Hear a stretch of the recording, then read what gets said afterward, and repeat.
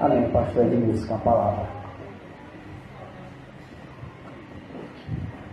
Amém. Vamos fazer irmãos com a graça e a paz do Senhor Jesus. A irmã veio louvando aqui, nessa noite, eu acho que ela gosta mesmo do corinho, viu? Ela cantou com tom mais alto, viu? Quando ela for nas outras congregações, peça para cantar no mesmo tom. Amém, irmãos. 8h30 a mais, né? Amém, irmãos. Estou feliz nessa noite por estar aqui também com os irmãos, graças a Deus. Nessa noite eu vim também alegrar com os irmãos na presença do Senhor.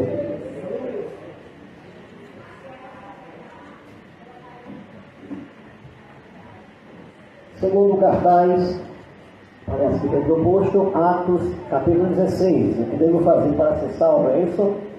Atos capítulo de número 16. Nós vamos ler do versículo 22 ao versículo de número 34.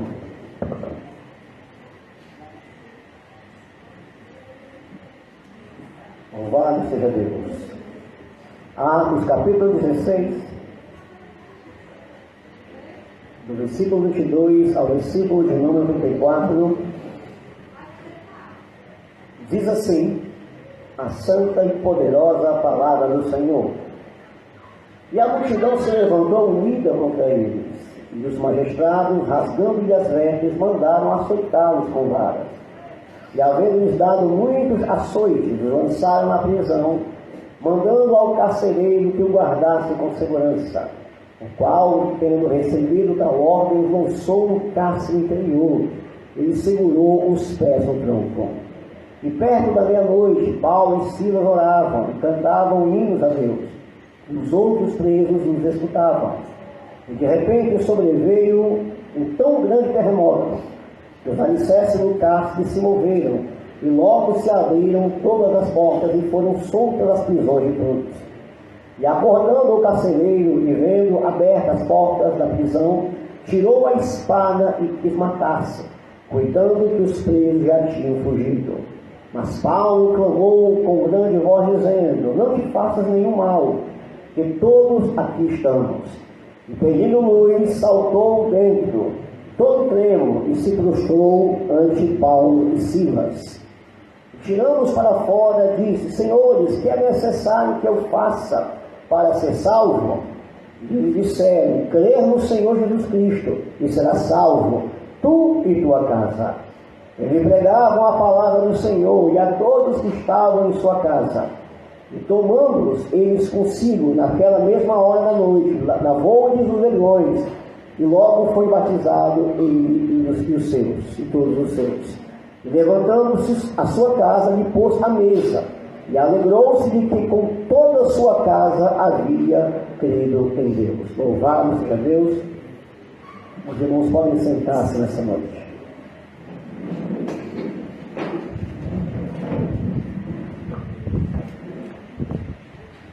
Diante, irmãos, desta história maravilhosa do apóstolo Paulo, realizando a obra missionária, pregando o evangelho aonde ele fosse, juntamente com o seu companheiro Silas, naquele exato momento, nós podemos, meus amados irmãos, perceber o amor que Paulo tinha pela obra de Deus. Talvez aquele exato momento de sua prisão e os açoites que ele tinha sofrido pelo evangelho de nosso Senhor não seria motivo aos olhos humanos para que ele estivesse ali cantando, orando, louvando, diante da situação em que ele se encontrava. Ele tinha acabado de anunciar a palavra de Deus, ele tinha acabado de ser julgado, ser preso, ser açoitado, humilhado e ser levado para a prisão, um lugar mais interior, um lugar mais isolado que tinha, talvez com presos que eram dignos realmente de ser presos naquela situação em que eles se encontravam. Mas mesmo assim, sendo nessa situação, Paulo com Silas, irmãos, ainda estavam felizes. Meia-noite, já tinham sido açoitados, já tinham apanhado, e em vez, irmão, de descansar das feridas, dos cansaços, das dores que estávamos passando naquele exato momento, em vez de dormir, resolveram cantar e resolveram orar a Deus. Resolveram, meus amados irmãos, glorificar o nome do Senhor em oração, em vez de descansar os seus corpos cansados. Tamanha era a alegria por servir a Deus, apesar de todas as circunstâncias aparentemente negativas. Os homens, talvez, vendo isso, talvez pensassem que aquilo era algo que era uma loucura. Como pode estar nessa situação de sofrimento e ainda assim está cantando, orando, confiando nesse Deus? Mas, meus amados irmãos, são coisas espirituais que só nós entendemos. Os homens, de forma natural, não compreendem as coisas espirituais, como diz Paulo em 1 Coríntios 2,14. As coisas espirituais nós a experimentamos, porque nós somos espirituais. Nós conseguimos ver a alegria de servir a Deus. Nós conseguimos sentir, irmãos, o prazer de estar na casa de Deus, de pregar a sua palavra, de orar, porque nós nascemos de novo. Nós temos uma vida nova. Nós fomos transformados pelo poder de Deus. Nós temos vida espiritual. Ainda que pareça loucura para o mundo, nós sabemos, irmãos, que não é loucura, é ter os olhos abertos, é ter tido salvação em Cristo Jesus, é ter sido transportado das trevas para a sua maravilhosa luz. Mas, irmãos, loucura é o que o mundo vive. Loucura é o que o mundo experimenta. E o homem é louco porque confia nas coisas passageiras desta vida. A palavra de Deus vai dizer em Lucas, capítulo 12, a partir do versículo 19, que havia um homem, nos conta uma parábola sobre isto, que havia um homem que ajuntava muitas riquezas, muitos bens, e cada vez ele ficava mais rico, ele disse: o que farei? Então ele teve a ideia de derrubar os celeiros que ele tinha e construir outros maiores, e assim ajuntar mais riqueza na sua vida. E a palavra de Deus diz que: louco, esta noite te pedirão a tua alma, e o que tem preparado para quem serás? Louco é os que confiam, irmão, neste mundo, sabendo que esta vida é passageira e ajuntam tesouros aqui na terra e não ajuntam tesouros no céu. Loucos são aqueles, irmãos, que têm o coração rendido ao seu próprio prazer, têm a mente obscurecida, como diz Paulo, capítulo 4 de Efésios, versículo 18, que tem o coração entenebrecido, a mente encurvada, que tem no coração, irmãos, o desejo de servir os próprios prazeres. Loucos são aqueles que têm a consciência cauterizada, que não sabem mais, irmãos, o que é andar em santidade, andar em retidão. Loucos são aqueles que fazem a vontade da carne e dos pensamentos, que não sabem, irmãos, experimentar o que nós experimentamos em nossa vida. Vejamos o que diz a palavra de Deus em Efésios capítulo 4, versículo de número 18.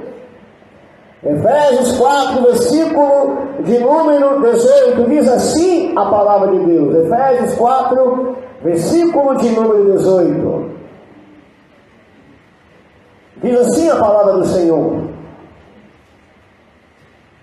entenebrecidos no entendimento, separados da vida de Deus, pela ignorância que há neles, pela dureza do seu coração. Lemos o 17 também. Eu digo isto e testifico no Senhor, para que não andeis mais como andam também os outros gentios, na vaidade da mente. Versículo 18 novamente: entenebrecidos no entendimento, separados da vida de Deus, pela ignorância que há neles, pela dureza do seu coração. Vejamos o que também diz Efésios capítulo 2, somente o versículo de número 3. Entre os quais todos nós também antes andávamos, nos desejos da nossa carne, fazendo a vontade da carne e nos pensamentos, e éramos por natureza filhos da ira com os outros também. Assim era a nossa vida, separados da vida de Deus. Por isso, irmãos, a nossa vida para os homens é uma loucura, mas a loucura é para aqueles que não conhecem a Deus. Na realidade, irmãos, Paulo nos alerta isso, ainda mais em Romanos capítulo 1, a partir do versículo de número 21, que Deus, irmãos, se revela através da sua criação, que a sua divindade, o seu eterno poder estão revelados na criação por aquilo que ele criou. Mas os homens, em vez, irmãos, de perceber isso, preferem adorar, irmãos, a criatura do teu Criador. Loucura, irmãos, é ver o homem passageiro, pequeno, que passa, e mesmo assim o homem querer adorar. Loucura, meus amados irmãos, é o homem olhar para si, vendo que ele envelhece e morre, e mesmo assim ele querer se adorar-se. Loucura, meus amados irmãos, é olhar para as coisas passageiras desta vida, para as coisas que Deus criou, e querer, irmãos, adorar as coisas que Deus criou, em vez de adorar o que Deus, o próprio Deus, que é o Criador do céu e da terra. Loucura, irmãos, é adorar aquilo que é passageiro, em vez de adorar, irmãos, aquele que está vivo pelos séculos dos séculos. Loucura, meus amados irmãos, é não enxergar aquele que criou os céus e a terra, aquele que é eterno, que dá vida e respiração no homem. Loucura é querer representar, irmãos, este Deus tão grande e maravilhoso, que não pode ser representado, meus amados irmãos, em imagem de escultura, aonde sua presença enche céus e terra, e o homem prefere, irmãos, adorar a criatura, em vez, irmãos, de adorar esse Criador. Mas nós estamos aqui nessa noite, porque reconhecemos, irmãos, que o nosso Deus é grande, que em Jesus Cristo habita toda a plenitude da divindade, que Ele criou os céus e a terra, e nós adoramos esse Deus, que não pode ser representado em formas humanas, mas que Ele enche céus e terra, mas que também habita com abatido e contrito de coração. Esse é o nosso Deus que nós temos. Nós não somos loucos, irmãos, adoramos este Deus maravilhoso. Mas diante, irmão, deste fato, deste acontecimento, aonde nós, irmãos, sabemos quem cremos, quem nós estamos adorando, nós percebemos também que, apesar do homem pecar, apesar do homem estar entenebrecido, fazendo a vontade, o desejo dos seus pensamentos e sua própria vontade, nós percebemos que a cada geração que se passa, a cada geração nova que surge, o homem está cada vez pior. O homem está cada vez, meus amados irmãos, entregue o padrão moral da humanidade, do homem, está cada vez mais baixo. Nós percebemos isso, irmãos, a cada vez mais. Constantemente a sua consciência está sendo violentada para que o homem não venha mais sentir o pecado. No passado o homem pecava e sentia, meus amados irmãos, o incômodo pelo pecado que cometia. A cada geração que se levanta, a cada geração nova que começa, cada vez mais o homem está indiferente às coisas morais. O padrão está cada vez mais baixo na humanidade. E apesar, meus amados irmãos, de ele não sentir mais a culpa pelo pecado, as consequências do pecado ali estão. Apesar de ele pecar e não sentir mais isso por causa da sua consciência, que não lhe fala mais porque é violentada constantemente. O pecado, ele tem consequências. Por isso nós vemos muitas vezes pessoas que estão em pecado e elas não querem reconhecer que a razão de estarem sofrendo, que a razão de estarem angustiadas, apesar de não ter felicidade, paz em seus corações, elas nunca querem reconhecer que a razão de tudo isso é o pecado que elas cometem. Porque elas dizem, não, o pecado, eu sinto prazer nele, eu faço o pecado, eu pratico o pecado. pecado, mas eu estou sofrendo. Mas a culpa não é do pecado. Não é o pecado que me entristece, mas mesmo, meus amados irmãos, que o coração do homem não venha se entristecer, reconhecer que a culpa disso, do seu vazio no seu coração, da sua angústia, da sua tristeza, por mais que ele não venha reconhecer que é o pecado que ele tem prazer, é justamente, irmãos, o pecado que traz essas consequências. Nós temos hoje, em nossa época, muitos líderes religiosos surgindo no momento, especializados em confortar pessoas que estão com angústias, pessoas que estão tristes, pessoas que estão angustiadas, pessoas que estão em pecado, mas esses líderes estão dizendo: Deus te abençoe, Deus te proteja, Deus guarde a sua vida, você é um abençoado, você vai ser abençoado, você vai ter paz no seu coração. Nós temos, irmãos, líderes hoje falando isso para pessoas que estão em pecado, mas, meus amados irmãos, paz no coração, felicidade na alma e paz no coração, meus irmãos, não se mistura com o pecado.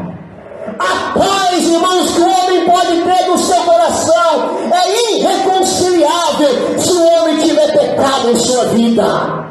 Não há, irmãos, como conciliar as duas coisas. Não há como o homem ser feliz e estar no pecado. Não há como o homem ter paz na alma e estar em pecado. Não há como o homem ter, irmãos, o coração alegre, satisfeito, sem depressão, sem angústia, irmãos, e estar com o pecado. Porque, irmãos, o pecado é como o pecado, irmãos, e a paz no interior do homem é como água e óleo. Não se mistura. E desde o Antigo Testamento, irmãos, a mensagem era: arrependei-vos, arrependei-vos, porque os apóstolos sabiam, porque João Batista sabia, porque Jesus sabia que a homem ter paz no seu coração, ter paz na sua alma, primeiro tem que ouvir: arrependei-vos e crede no Evangelho. Por isso, meu amigo, eu te digo nessa noite, nós não estamos aqui para dizer que você vai ser abençoado com o teu pecado. Nós não estamos aqui para dizer nessa noite: Deus te abençoe se você estiver com o seu pecado, porque nós não somos loucos para dizer uma coisa que nunca vai acontecer. Mas se você se arrepender, se você entregar a sua vida a Jesus, Deus vai te abençoar. E Deus dará paz ao seu coração. Por isso Jesus disse: arrependei-vos e crede no Evangelho. João Batista disse: arrependei-vos, porque é chegado a vós o reino dos céus.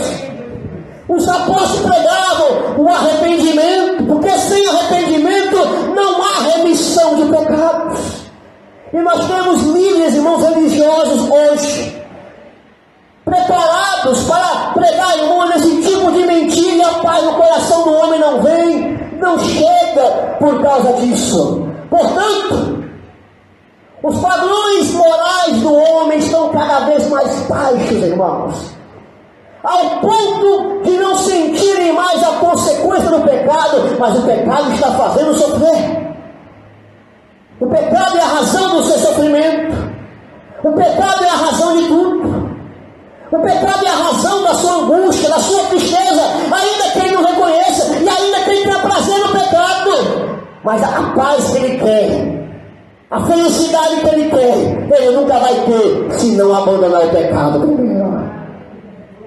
E aqui, meus amados irmãos, fica a pergunta para nós hoje: se os padrões morais da humanidade estão mais baixos a cada geração que surge, o que nós temos que fazer para, irmãos, resgatar tantas vidas, tantos homens e mulheres que Deus amou, que tem prazer no pecado?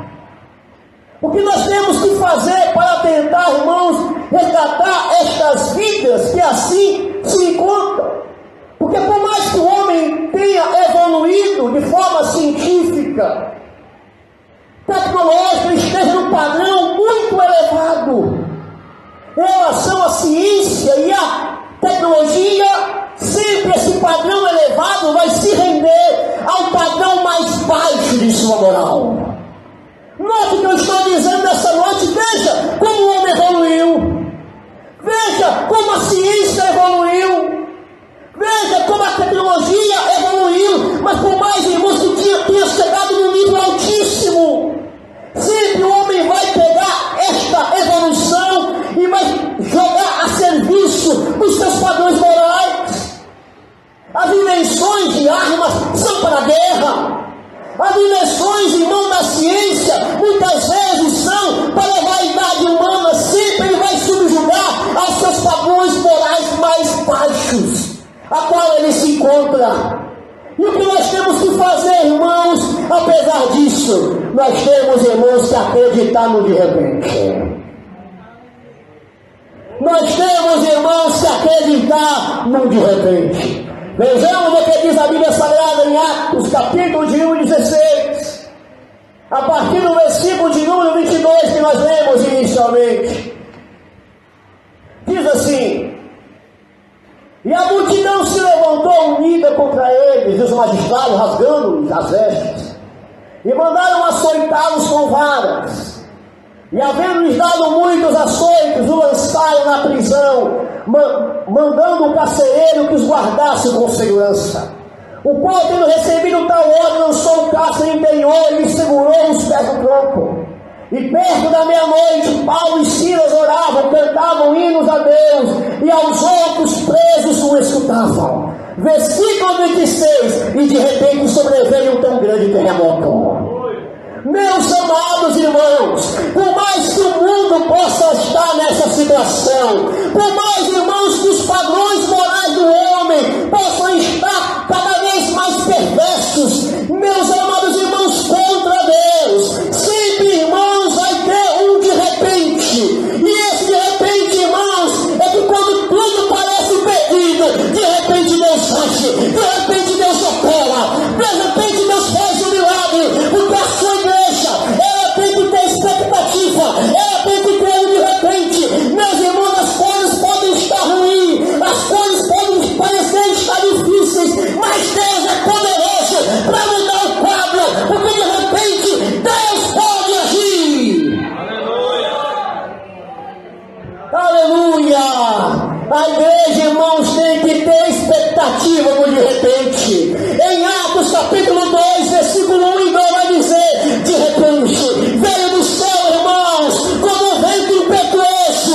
Veio, irmãos, no dia de Pentecostes, de repente, línguas repartidas como aquele fogo. Foi de repente que veio. A palavra de Deus diz, irmãos, que Pedro e João foram açoitados. Eles foram ameaçados para que não falassem e mais nem ensinassem no nome de Jesus. E Pedro, irmão, cheio do Espírito Santo, disse: importa obedecer a Deus do que os homens. E eles, irmãos, foram soltos e falaram para a igreja o que tinha acontecido e começaram a orar, e começaram a dizer: Senhor, enquanto pregamos a tua palavra, Senhor, dá intrepidez, Senhor, dá ousadia, estende os milagres. E de repente, meus amados irmãos, de repente não dá candeiro, porque o povo começou a orar, confiou no seu Deus, e de repente Deus encheu novamente a sua igreja. Para acontecer, irmão, de repente, a igreja, irmãos, tem que pregar. Para acontecer de repente, a igreja tem que louvar. Para acontecer de repente, a igreja tem que orar. É o que diz aqui a palavra de Deus, versículo 20 vai dizer assim, Atos 16, 20.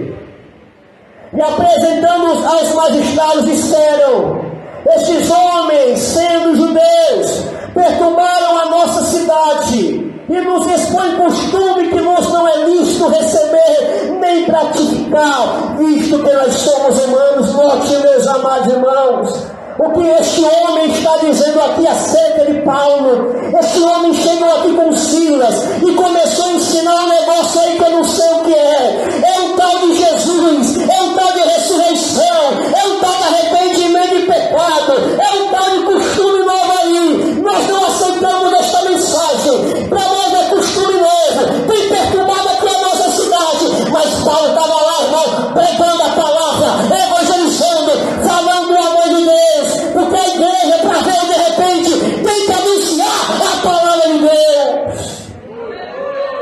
Mas também tem que louvar, tem que orar. Versículo de número 25 vai dizer: e perto da meia-noite, Paulo e Silas oravam e cantavam hinos a Deus, e os outros presos os escutavam. E de repente sobreveio um tão grande terremoto que os alicerces castos se moveram, e logo se abriram todas as portas, e foram soltas as prisões de todos. Meus amados irmãos, para acontecer de repente, para acontecer um terremoto, a igreja tem que pregar, a igreja tem que orar, a igreja tem que louvar o Senhor, porque se não fizer isso, irmão, nada acontece. A igreja não pode estar, irmão, no ópio deste mundo, ela não pode estar iludida, hipnotizada, irmãos, por essas novidades que o mundo apresenta. Tem crente hipnotizado pelo Facebook, tem crente hipnotizado pelo Instagram, tem crente hipnotizado, irmão, pela vaidade, pelas redes sociais, e nada acontece. Está, irmão, no ópio, a vida não anda, a vida não muda, a vida não vai para frente, parece um zumbi, perdeu a alegria de servir a Deus. Mas crente que ora, crente que louva, crente que prega a palavra de Deus, onde de repente acontece, irmão, e o lugar treme. Aleluia! Meus amados irmãos, de repente tremeu o lugar. Crente que ora, irmãos, as prisões se abrem. Crente que ora, as portas são abertas. Crente que ora, irmãos, Jesus salva, cura e batiza com o Espírito Santo. O mundo pode chamar de mal pior, mas se tiver, irmãos, uma igreja que canta, que ora, que prega, de repente o negócio acontece. Louvado seja Deus. Mas aqui diz também, meus amados, nessa história maravilhosa, de que no versículo de número 27 o carcereiro acordou. A palavra de Deus diz que o lugar tremeu, abrindo as portas, foram soltas as prisões de todos. E com aquele barulho, o carcereiro, ele acordou. E quando ele acorda, irmãos, ele acorda assustado. E ele logo pega uma espada para se suicidar, para se matar, achando que os presos tinham fugido. E de repente, meus amados irmãos, o apóstolo Paulo, ele chama com grande voz, dizendo: não faças-te nenhum mal, porque nós estamos todos aqui. Aquele homem, irmão, desperta no seu sono, e nasce um temor no seu coração, de que os presos tinham fugido. E de repente, o intuito que ele tem de se matar com a sua própria espada. Mas Paulo o impede, dizendo: não faças isso com você, não faças isso com a sua própria vida. E diante deste fato, meus amados irmãos, eu tenho que fazer uma observação nessa noite. O que é a igreja e o que é o mundo? O que diferencia a igreja e o que diferencia o mundo da igreja? Meus amados irmãos, no mundo os homens querem cometer o suicídio. Eles querem ter liberdade para cometer a eutanásia. O mundo está dizendo: se mate, que nós vamos fazer uma lei para você se matar. No mundo as pessoas estão dizendo: aborte, mate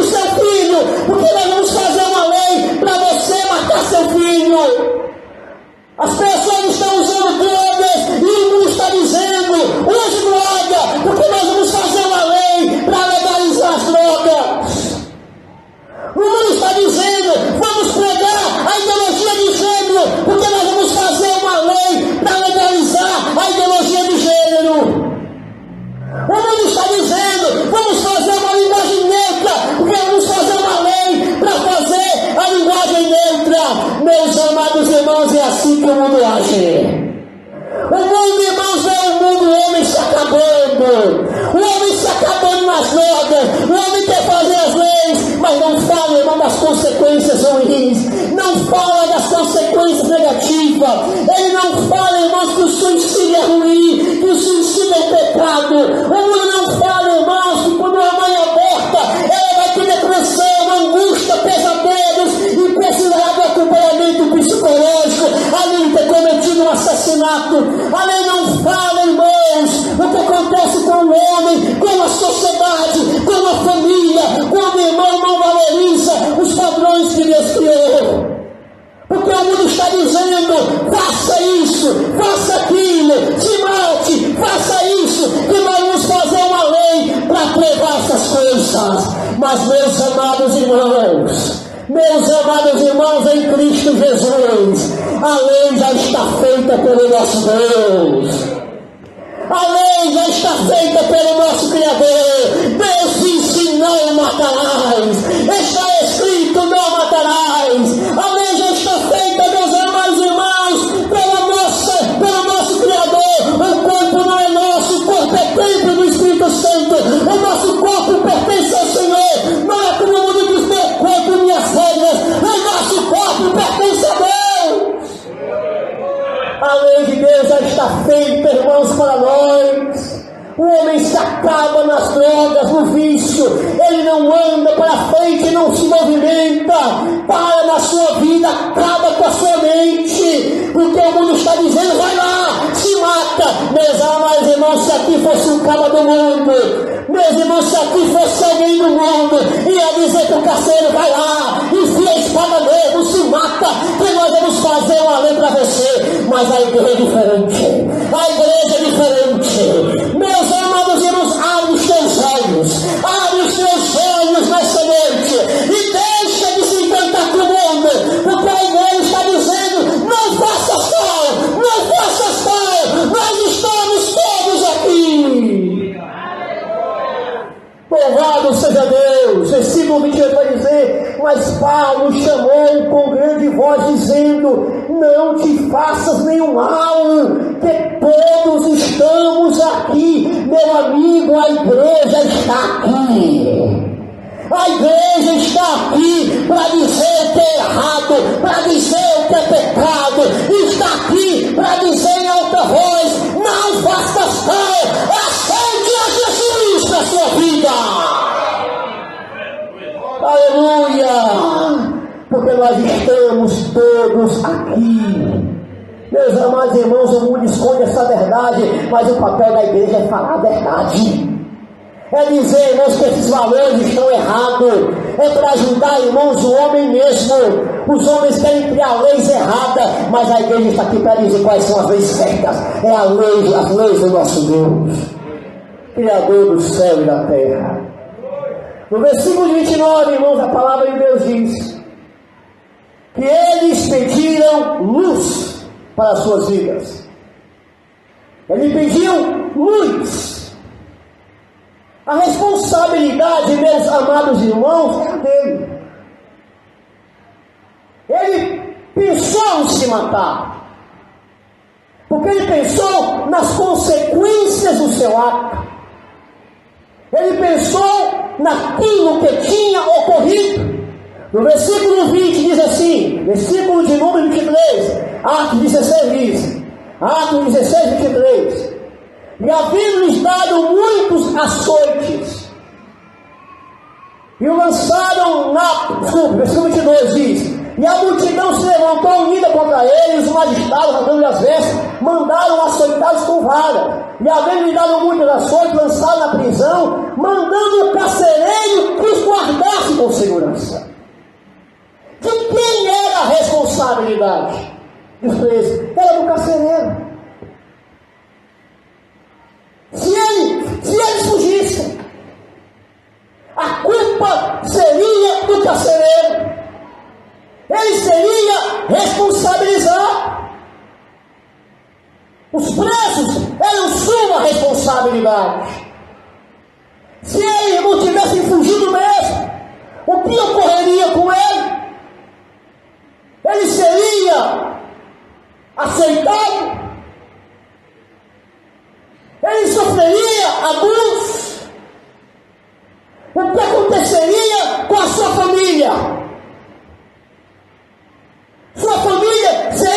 também maltratada, perseguida, julgada.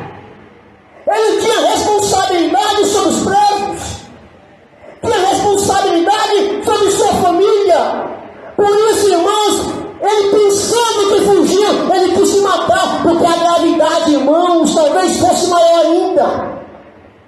Talvez o suicídio para ele fosse o caminho mais fácil, segundo ele. Mas a responsabilidade era dele. A situação estava difícil para a sua vida.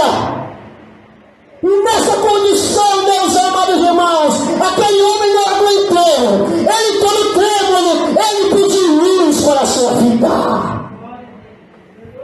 Ele pediu luz, versículo 29, e pedindo luz, saltou dentro e todo trêmulo e prostrou ante Paulo. Perante Paulo, meus amados irmãos, a responsabilidade era dele, as consequências seriam para a sua vida. Ele reconhecia ali que tudo cairia sobre ele. Mas, meus irmãos, nesse momento de luta, dificuldade, tribulação para a sua vida, ele pede luz para a sua vida.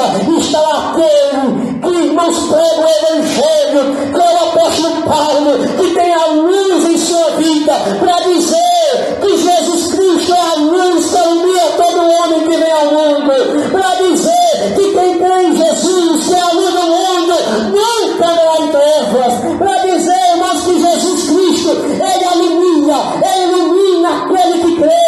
Meu amigo, eu quero dizer nessa noite, o que você vai esperar acontecer de ruim na sua vida? O que você vai esperar para acontecer de algo de sofrimento na tua vida, para você pedir luz para a sua vida?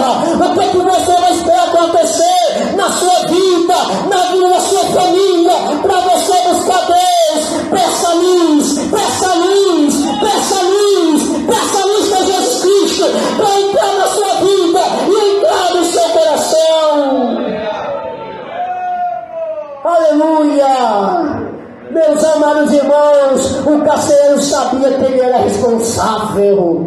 Chega, irmão, quantas pessoas estão por aí? Eu estou sofrendo, a culpa é do meu pai. Eu estou sofrendo, a culpa é da minha mãe.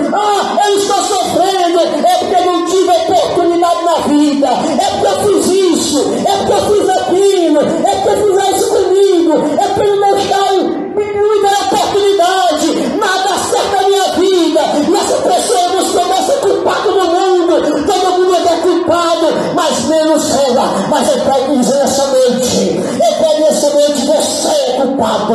Para de culpar as pessoas, assuma a responsabilidade. Você é o culpado, mas a sua vida pode mudar, a sua vida pode ser transformada. Para de culpar os outros, culpa você que é um pecador, culpa você mesmo que é um pecador, e receba Jesus, porque ele tem perdão para dar a tua vida, perdoar os teus pecados e mudar a tua história. Aleluia! Ele pediu luz, irmãos. A Bíblia diz que a luz veio ao mundo e os homens amaram mais as trevas do que a luz. Jesus é a luz que veio ao mundo. A Bíblia diz acerca de Jesus que um povo que andava em trevas viu uma grande luz, e o povo que andava na região de sombra da morte, a luz raiou em nossa vida e pode raiar na sua nessa noite. O carcereiro se sentiu responsável e pediu luz para a sua vida. Se você se sentir responsável nessa noite, reconhecendo que você é um pecador, que Deus não é culpado, que seu irmão não é culpado, que seu pai não é culpado, que seu vizinho é culpado, mas que você é culpado, e pedir Jesus para entrar na sua vida nessa noite, você vai sentir o perdão de Deus na sua vida. E a paz vai entrar no teu coração, meu amigo. Aleluia. No versículo 30, irmãos, vai dizer: e tiramos para fora de senhores, que é necessário para que os venha ser salvo.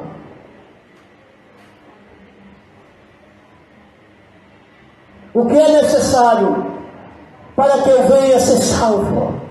Nesta hora, meus irmãos, eu lhe pergunto: o que é necessário para que eu venha ser salvo? É o tema deste congresso.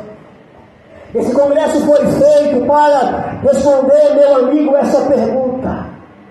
Para você que ainda não conhece Jesus Cristo, para você que ainda não é crente, o que é necessário para que você seja salvo, perdoado por Deus? O carcereiro, ele faz essa pergunta. De uma hora para outra, em poucos segundos, ele estava, irmãos, pegando uma espada para cometer o seu suicídio e tirar a sua própria vida. E de repente este homem trêmulo, ele quer saber como é que ele faz para mudar a sua vida e pergunta: o que é necessário eu fazer para eu ser salvo? Nesses dias que tem sido pregada a palavra de Deus aqui, ontem foi respondida esta pergunta: o que é necessário para um homem ser salvo? Hoje nós estamos aqui para responder também esta pergunta: o que é necessário para você ser salvo? Amanhã será novamente a pregação e se dirá o que é necessário para você ser salvo. Talvez o carcereiro, meu amigo, esperasse alguma coisa que ele pudesse fazer para ter a sua salvação, porque ele está perguntando: o que é necessário que eu faça? O que é necessário eu fazer para eu ser salvo? O que eu tenho que fazer? Que regra eu tenho que seguir? Que mandamentos judaicos eu tenho que praticar? O que é que eu tenho que fazer para ser salvo? Que mandamento, que regra, que sacrifício? O que é que eu tenho que fazer para ser salvo? Mas nessa noite, meu amigo, eu quero te dizer com toda certeza, convicção de fé: quem tem que fazer não é você, porque Jesus já fez na cruz do Calvário. Ele fez, foi Ele que fez, por mim e por você. Ele veio a este mundo para fazer pecado por nós. A Bíblia diz que Ele, não tendo pecado, habitou entre nós, andou em santidade, e na sua boca não se achou mentira, engano, e Ele veio morrer numa cruz pelos nossos pecados. Você não tem que fazer nada, apenas receber o presente de Deus e crer que Jesus morreu por você na cruz do Calvário. Aleluia! As religiões estão dizendo: faça isso, faça aquilo, obedeça a sacramentos, faça caridade, faça boa obra. Meu amigo, isso, meu amigo, não é o que Deus ensina. O que Deus ensina é o que Jesus fez por nós. Ele morreu numa cruz e derramou o seu sangue pelos nossos pecados. A Bíblia diz que a salvação é por meio da fé, não vem das obras para que ninguém se glorie. É crendo em Jesus, é olhando para Jesus, o autor e consumador da nossa fé, que o homem é salvo. João disse: porque Deus amou o mundo de tal maneira que deu seu Filho unigênito para todo aquele que não pereça, mas tenha a vida eterna. Aleluia! O que é necessário para que eu possa ser salvo? O apóstolo Paulo diz: se com tua boca confessares a Deus como Senhor e em teu coração creres, será salvo. O apóstolo João diz: o sangue de Jesus Cristo, Ele nos purifica de todo pecado. Na cruz Jesus disse, derramando o seu sangue, próximo à sua morte, Ele disse: Pai, está consumado. Na tua mão eu entrego o meu espírito.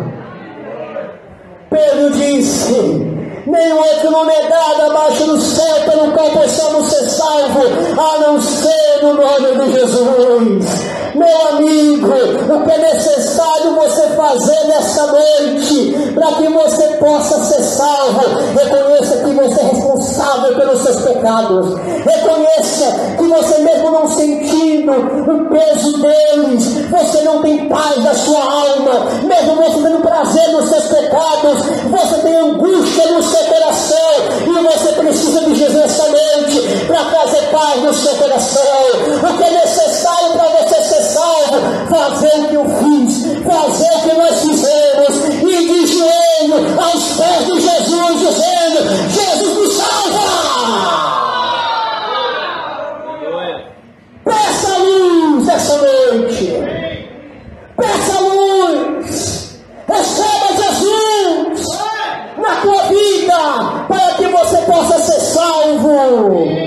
Louvado seja Deus! Se com tua boca confessares como o Senhor, e em teu coração tu creres, será salvo, perdoado. Não vai ser sacramento, não vai ser caridade, não vai ser esmola, não vai ser boa obra, vai ser o sangue de Jesus que morreu por você.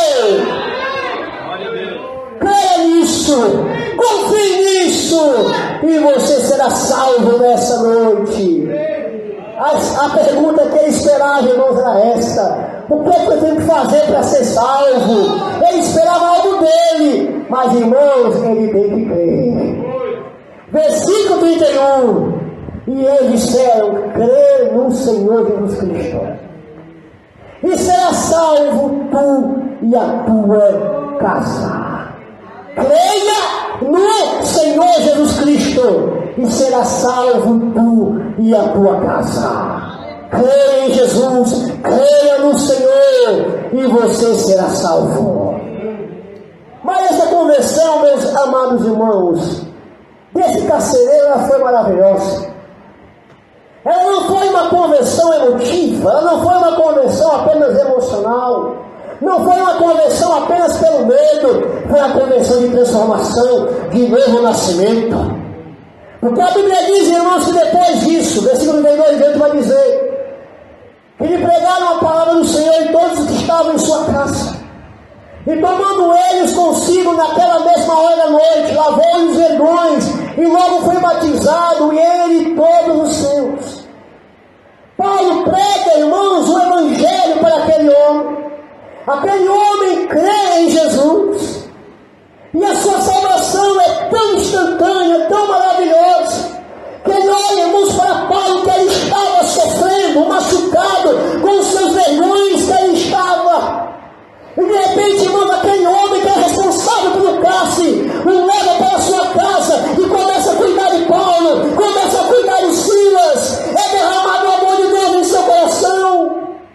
Instantaneamente, irmãos, o ódio vai embora, a mágoa vai embora.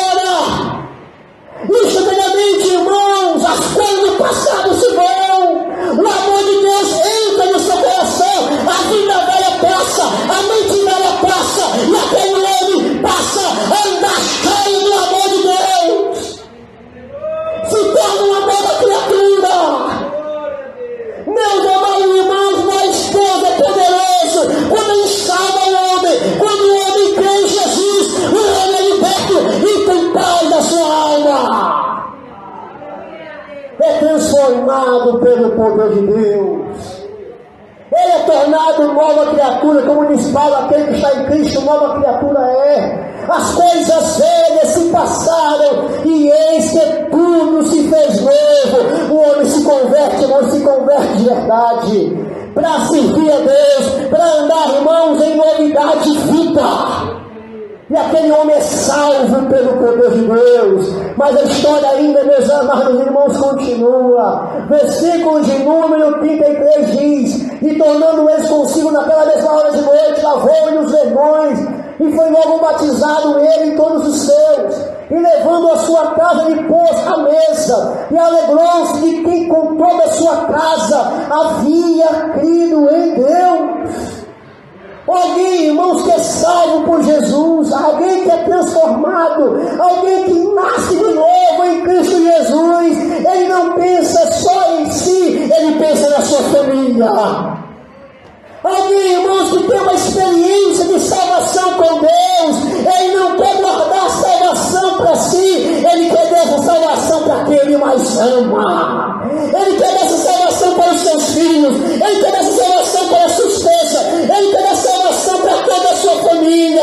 Assim, irmãos, é aquele homem, ele está ali, salvo por Jesus. Ele vê Paulo, e ele leva Paulo, irmão, para a sua casa, para a sua família, e permite, irmãos, que Paulo pregue para a sua família, meus irmãos, com seus amigos. E ali, irmãos, diz a palavra de Deus que ele se alegra, porque não apenas ele crê, mas todos que estavam com eles também receberam a palavra de Deus. É o versículo 34. E levando-os à sua casa, lhes pôs a mesa, E alegrou-se de que com toda a sua casa havia crido em Deus. Crente em Jesus, nós somos responsáveis pela nossa família. Nós somos responsáveis pelos nossos filhos. Nós somos responsáveis pela nossa mãe. Nós somos responsáveis pelo nosso pai. Nós não queremos, meu irmão, a festa para nós queremos dar de graça, porque de graça recebemos. A Bíblia diz, irmãos, que o endemoniado gadareno creu em Jesus. Ele foi liberto, irmão, dos seus pecados. A Bíblia diz que a transformação foi tão grande que aquele homem que andava nu foi encontrado vestido e em perfeito juízo. E a sua libertação foi tão grande que ele disse: Jesus, eu quero te seguir, eu quero ir contigo. Mas Jerusalém disse para ele o seguinte: olha, você vai ficar. Você não vai não, você vai ficar. E você vai contar. E você vai dizer aqui, para essa cidade, para os teus, quão grandes maravilhas Deus fez por ti. Porque, meus amados irmãos, este é o desejo de Deus para a vida do homem, para a vida da nossa família, daqueles que não conhecem Jesus. Meus irmãos, eu gosto dessa história, porque essa história é um milagre do VaptVupt. Essa história, irmãos, é um milagre da coisa rápida, é um milagre do milagre da salvação ligeira. É um homem que está pegando a espada para se matar, para se suicidar, e de repente Paulo diz: não faças mal. E de repente, irmão, esse homem esse homem pede luz, esse homem é salvo, e esse homem agora que estava, irmãos, prestes a cometer o suicídio, ele agora experimentava na sua vida, ele tinha agora razões para viver, razões, irmãos, para continuar vivendo, para, irmãos, experimentar que a vida verdadeira, vida com abundância. Ele pegava na espada de ferro, mas agora podia pegar na espada espiritual da palavra de Deus. Aleluia! Aleluia! O homem cometeu suicídio, mas da hora para outra, irmãos, o homem recebe vida. O homem ia cometer, irmão, um suicídio por causa do desgosto de viver. Agora o homem tinha crido em Cristo Jesus e agora sim tinha gosto para viver. A vida só tem gosto quando o homem crê em Jesus. Sem Jesus a vida é insossa. Meus irmãos, com Jesus a vida tem sabor. Aquele homem, irmãos, ia cometer o suicídio. Pegou a espada para se matar. Mas agora, irmãos, ia pegar a palavra de Deus para ler e se alimentar da palavra de Deus, que é o seu novo alimento agora, porque as palavras de Jesus são espírito e vida. Meu amigo, solta isso nessa noite e pega esta palavra de Deus para a tua vida. Meu amigo, solta aquilo que te prende e aceita Cristo nessa noite, que você vai experimentar vida e vida com abundância. Basta você largar, basta você soltar, basta você abrir a mão, não quer mais, porque Jesus vai estar de braços abertos, esperando por você. Você não pode salvar-se a si mesmo, mas Deus pode te salvar nessa noite. O carcereiro ia se matar, mas naquela mesma noite ele foi salvo por Jesus. Diz aqui o texto: na mesma noite aquele homem creu em Jesus. Eu não conheço a sua história, eu não conheço a sua vida, eu não sei o que se passa no seu coração, eu não sei se você está aqui sem vontade de estar aqui. Você veio aqui escravizado, muitas vezes de má vontade. Talvez você queira voltar para a vida velha, está só esperando só acabar o culto para voltar. Mas se você crê em Jesus nessa noite, a sua vida pode mudar. Nessa mesma hora, a sua vida pode mudar. Deus não tem obrigação de te salvar, mas você tem a obrigação de se arrepender.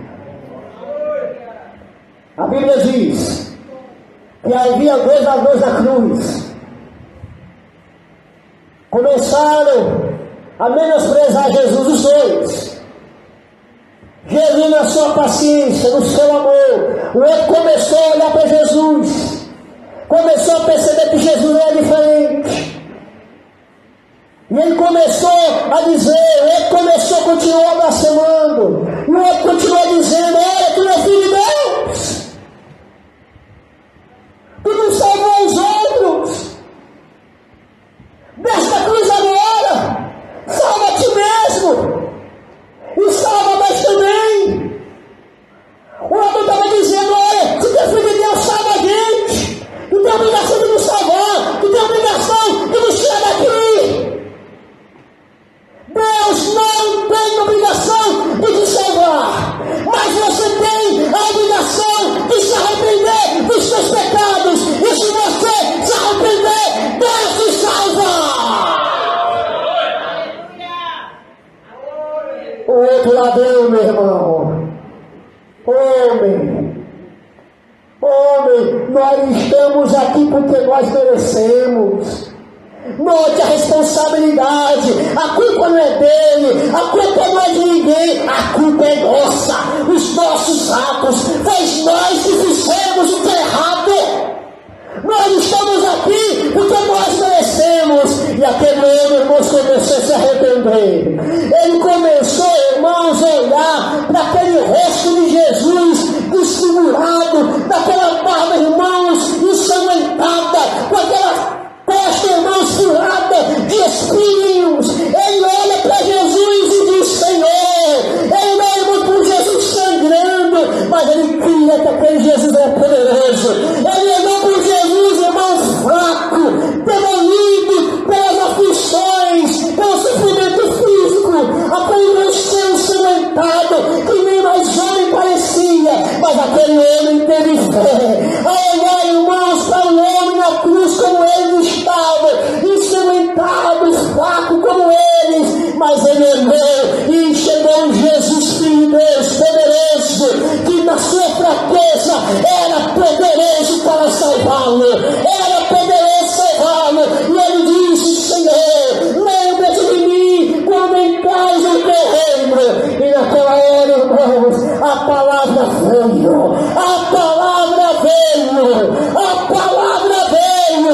Hoje mesmo estará comigo no paraíso. Porque o homem se arrependeu. Porque o homem se arrependeu. Você pode sair daqui nessa noite do jeito que você entrou, com o coração duro, de ferro, de pedra, com a espada, pronto para fazer coisa errada. Mas você pode soltar essa espada nessa noite, essa espada simbólica, e dizer: Jesus, entra na minha vida e perdoa os meus pecados e salva a minha alma. O que você está esperando acontecer na tua vida? O que tu está esperando acontecer ainda mais na tua vida? De ruim, de sofrimento, de angústia, de tristeza, de perda, para você pedir luz de Cristo para a sua vida. O que você está esperando acontecer? Peça hoje a luz de Cristo, e Ele vai te salvar nessa noite. Vamos ficar de pé.